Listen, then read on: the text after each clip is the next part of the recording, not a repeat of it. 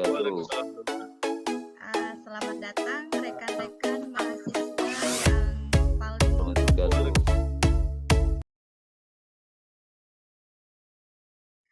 Assalamualaikum warahmatullahi wabarakatuh. Waalaikumsalam warahmatullahi wabarakatuh. Selamat datang rekan-rekan mahasiswa yang paling ibu banggakan dimanapun kalian berada. Semoga kalian semua sehat walafiat dan dalam lindungan Allah Subhanahu wa Ta'ala. Amin. Amin. Selamat datang di mata kuliah Laboratorium Pengantar Akuntansi dengan sistem pembelajaran daring ini yang terdiri dari 3 SKS dan merupakan mata kuliah wajib prodi. Selamat mengikuti perkuliahan ini dengan baik. Salam hangat dan tetap semangat. Oke. Lanjut kepada materi. Di sini Ibu akan memaparkan materi Laboratorium Pengantar Akuntansi yang sudah terlihat ya di depan laptop kalian masing-masing. Untuk itu Ibu akan coba melanjutkan. Pokok bahasan dari Laboratorium Pengantar Akuntansi itu yang pertama itu pengertian dan prinsip akuntansi. Yang kedua transaksi keuangan. Kemudian yang ketiga hubungan harta dan sumber harta. Nah, pengertian akuntansi. Suatu proses yang meliputi pencatatan, penggolongan, peringkasan, pelaporan dalam menganalisan data keuangan, kegiatan pencatatan, dan penggolongan menata proses yang dilakukan secara rutin dan berulang kali setiap terjadi transaksi keuangan. Jadi prinsip-prinsip akuntansi itu yang pertama yaitu prinsip entitas atau kesatuan usaha. Yang kedua prinsip objektivitas dan yang ketiga prinsip cost atau biaya. Transaksi keuangan. Kegiatan dalam perusahaan itu seperti menerima setoran dari pemilik, meminjam uang dari luar perusahaan, kemudian membeli gedung dan peralatan, membeli bahan baku, membayar gaji, menjual barang, dan lainnya, itu semua disebut dengan transaksi keuangan. Selanjutnya, kalian dapat melihat bagian keuangan. Yang pertama itu pemilik kreditur. Yang kedua, harta berupa kas. Dan yang di sebelah kiri itu ada bagan perusahaan menerima harta berupa kas dari pemilik dari kreditur. Kemudian manajemen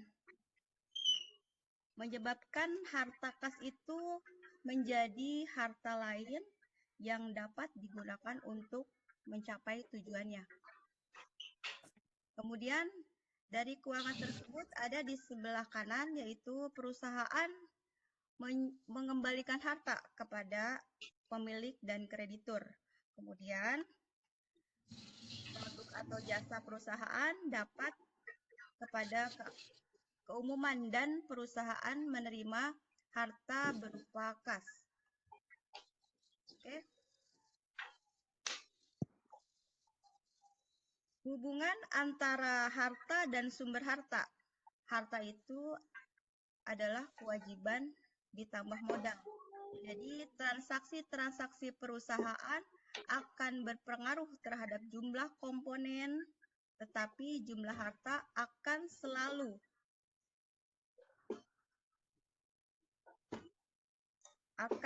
sama dengan jumlah kewajiban dan modal. Kemudian hubungan ketiga komponen tersebut itu mencerminkan posisi keuangan perusahaan. Selanjutnya, pengaruh transaksi keuangan terhadap laporan keuangan. Apa pengaruhnya? Jadi pengaruhnya itu yang pertama itu transaksi yang bersifat menambah modal itu akan berdampak pada tambahan kekayaan yang besarnya sama dengan transaksi yang bersifat mengurangi modal akan berdampak pada pengurangan kekayaan yang besarnya itu sama dengan pengurangan modal. Kemudian, transaksi yang bersifat menambah kewajiban itu akan sama dengan menambah kewajiban tersebut. Demikian, atau sebaliknya, transaksi yang bersifat mengurangi kewajiban itu akan berdampak pada mengurangi kekayaan yang besarnya sama dengan pengurangan kewajiban. Kemudian, transaksi yang bersifat merubah komponen kekayaan yang satu menjadi kekayaan lain tidak merubah nilai aktiva secara keseluruhan.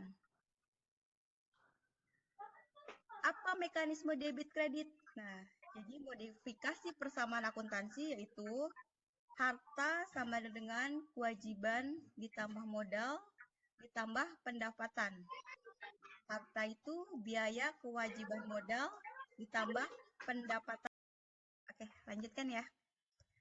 Apa mekanisme debit dan kredit itu? Jadi modifikasinya itu persamaan akuntansi ya. Jadi harta itu sama dengan kewajiban plus modal plus pendapatan plus biaya. Harta plus biaya itu apa? Kewajiban ditambah modal, kemudian ditambah pendapatan. Jadi rekening biaya yang mengikuti pola rekening aktiva yaitu apabila bertambah dicatat di sebelah kiri itu debit, dan apabila dikurangi dicatat itu di sebelah kredit. Jadi rekening pendapatan itu mengikuti pada rekening kewajiban dan ekuitas, yaitu apabila bertambah dicatat di sebelah kanan dan apabila berkurang itu dicatat di sebelah debit.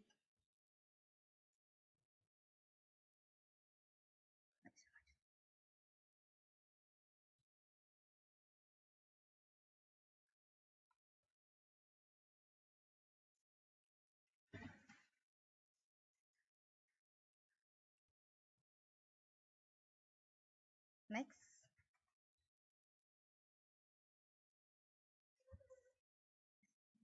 Nah, ini kemudian kalian bisa lihat ya, mekanisme debit kredit itu tampak di misal di rekening apabila bertambah, apabila berkurang, dan saldo pada umumnya. Mungkin nanti akan kita praktikkan ya jika tatap muka minggu depan. Kemudian lanjut, proses akuntansi. Proses akuntansi itu apa saja? Yang pertama itu jurnal. Kemudian setelah dari jurnal itu diposting. Setelah diposting, kemudian dibuat neraca saldo. Setelah neraca saldo, kemudian ayat penyesuaian, kemudian laporan keuangan, dan ayat penutup. Selanjutnya, jurnal. Apa itu jurnal? Nah, jurnal itu merupakan kegiatan mencatat transaksi keuangan yang terjadi pada suatu perusahaan. Kemudian setelah dari jurnal, kemudian melanjutkan ke posting. Nah, posting itu merupakan kegiatan setelah melakukan pencatatan adalah memindahkan pos-pos jurnal ke dalam masing-masing rekening buku besar yang bersangkutan. Kemudian kegiatan itu meliputi apa saja? Jadi meliputi pemindahan setiap jumlah pada kolom debit dari jurnal ke sisi debit rekening, buku besar yang bersangkutan. Kemudian pemindahan setiap jumlah pada kolom kredit dari jurnal ke sisi kredit rekening buku besar yang bersangkutan. Nah, jadi pemindahan jumlah-jumlah ini di atas dilakukan menurut urutan kronologis transaksi dalam jurnal. Oke, kemudian lanjut ke neraca saldo. Neraca saldo itu merupakan kegiatan menguji kebenaran saldo-saldo debit dan kredit buku rekening buku besar dengan cara menyusun saldo-saldo rekening buku besar dalam suatu daftar yang disebut dengan neraca saldo. Dari neraca saldo kemudian menyusun ke ayat penyesuaian atau yang dikatakan adjustment entries, yaitu ayat penyesuaian merupakan kegiatan menyesuaikan jumlah-jumlah yang ada pada neraca saldo yang belum selesai, sehingga jumlah-jumlah tersebut sesuai dengan keadaan yang sebenarnya pada akhir periode. Ayat penyesuaian tersebut dibuat dalam jurnal kemudian diposting pada rekening buku besar. Itu jumlah-jumlah dalam neraca saldo yang perlu diperbaiki meliputi apa? Meliputi satu, penghasilan yang masih harus diterima. Kedua, biaya yang masih harus dibayar. Ketiga, penerimaan di muka. Keempat, pembayaran di muka. Kelima, kerugian piutang. Selanjutnya, depresiasi penyusutan. Kemudian, persediaan barang dagangan. Kemudian, pembelian barang dagangan. Selanjutnya, laporan keuangan atau financial statement merupakan kegiatan menyusun neraca balanced, laporan rugi laba atau income statement, dan laporan sisa laba berdasarkan data-data dari neraca saldo yang telah disesuaikan. Untuk menyusun laporan keuangan dapat pula setelah disusun terlebih dahulu neraca saldo atau worksheet guna membantu mengurangi kesalahan-kesalahan yang mungkin akan timbul atau akan terjadi.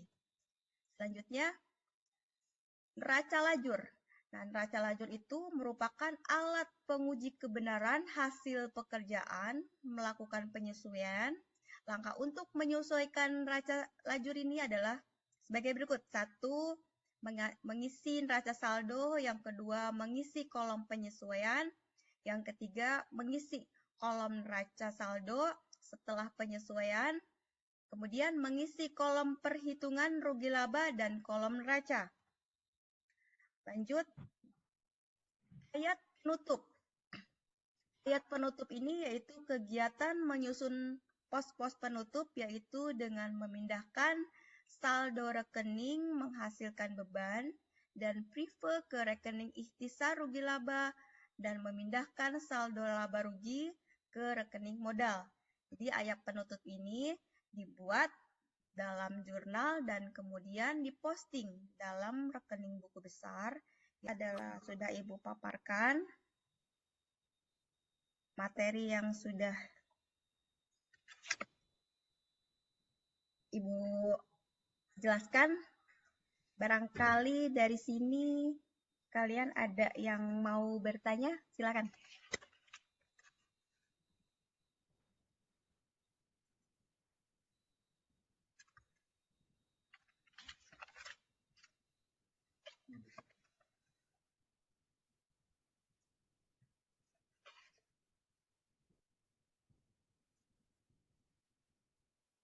Oke, silakan Fatimah.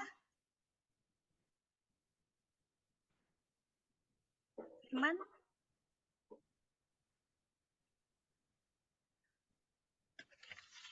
Ya Bu, saya ada pertanyaan, boleh nggak? Boleh, silakan.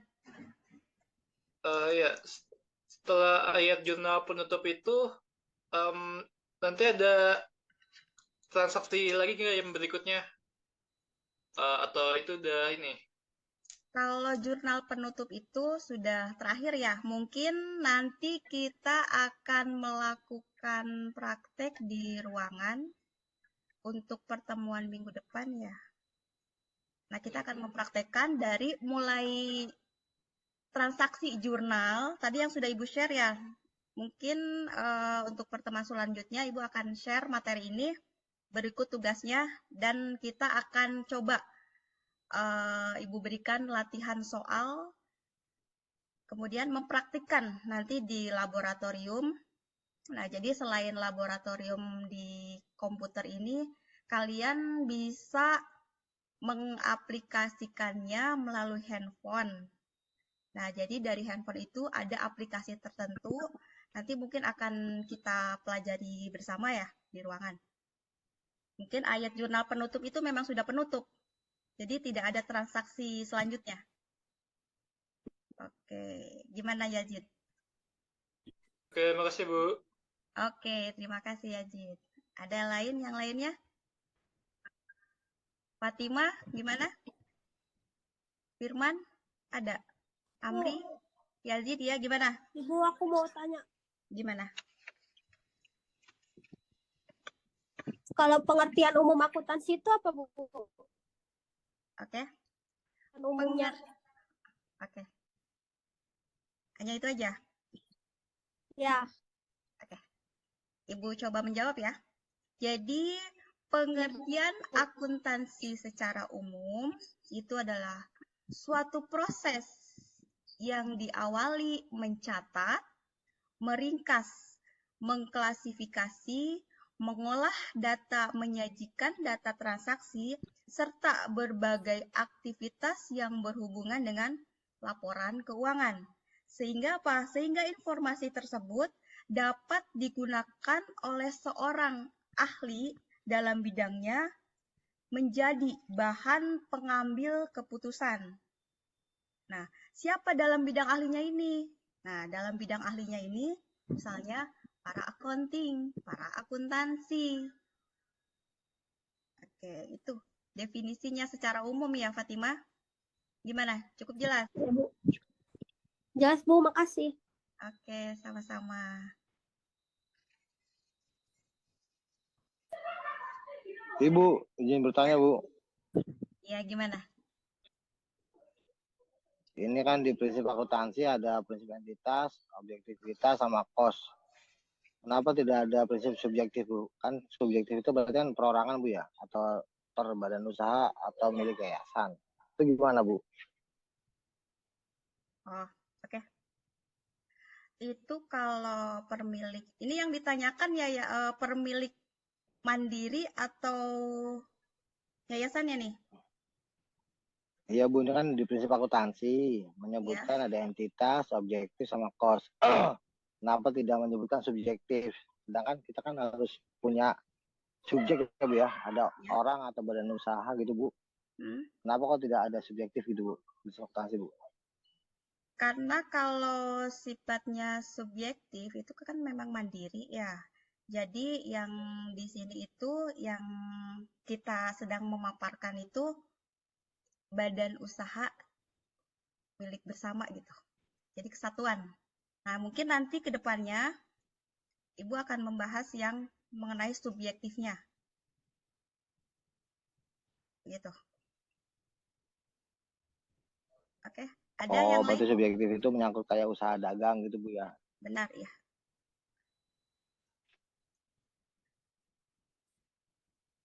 Ada lagi? Silakan.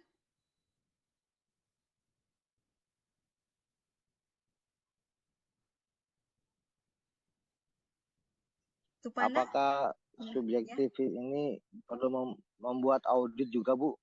Ada auditornya nggak, Bu? Ada juga. Ada, karena dia adalah tergantung ininya juga sih, tergantung perusahaannya ya. Perusahaan apa gitu. Contohnya perusahaan apa? Kalau yang subjektif itu.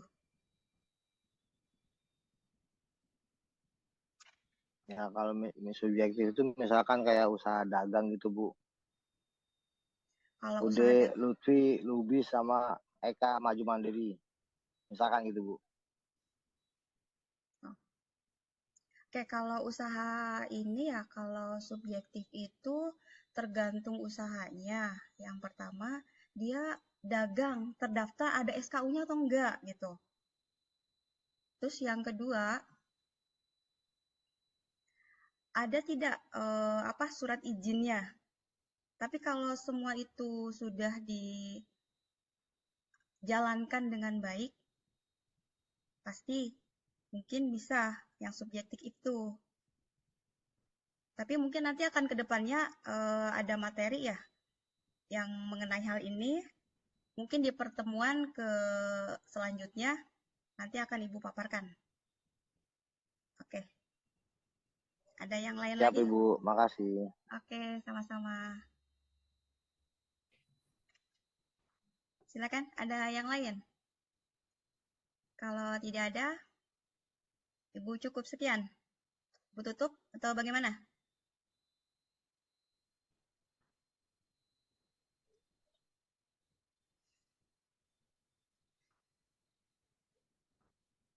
Oke, untuk selanjutnya mungkin Ibu nanti akan share tugas tetap di e-learning, tapi untuk selanjutnya, pertemuan selanjutnya mungkin hybrid ya, 50% untuk tatap muka dan 50% untuk e-learning. Mungkin seperti itu untuk perkuliahan ke depannya. Ada yang mau dipertanyakan lagi mengenai hal ini?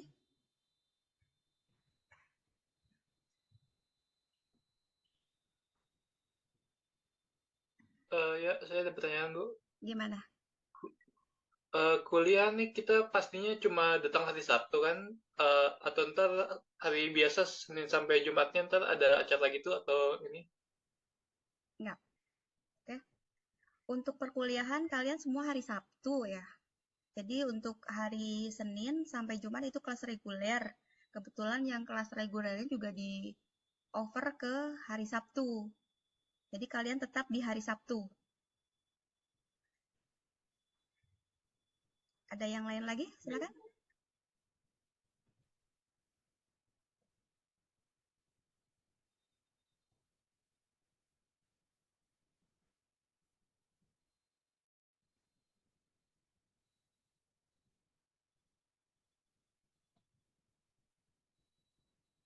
Nggak ada.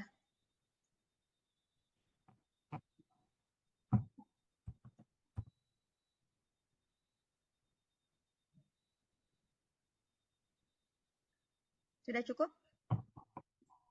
Ada pertanyaan lain lagi? Untuk materi perkuliahan berikutnya atau yang lainnya?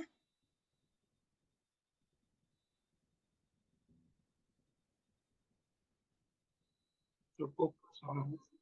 Oke. Terima kasih kepada mahasiswaku sekalian.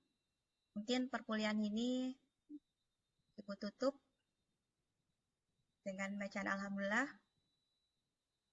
Kurang lebihnya Ibu mohon maaf yang sebesar-besarnya. Wassalamualaikum warahmatullahi wabarakatuh. Waalaikumsalam warahmatullahi wabarakatuh.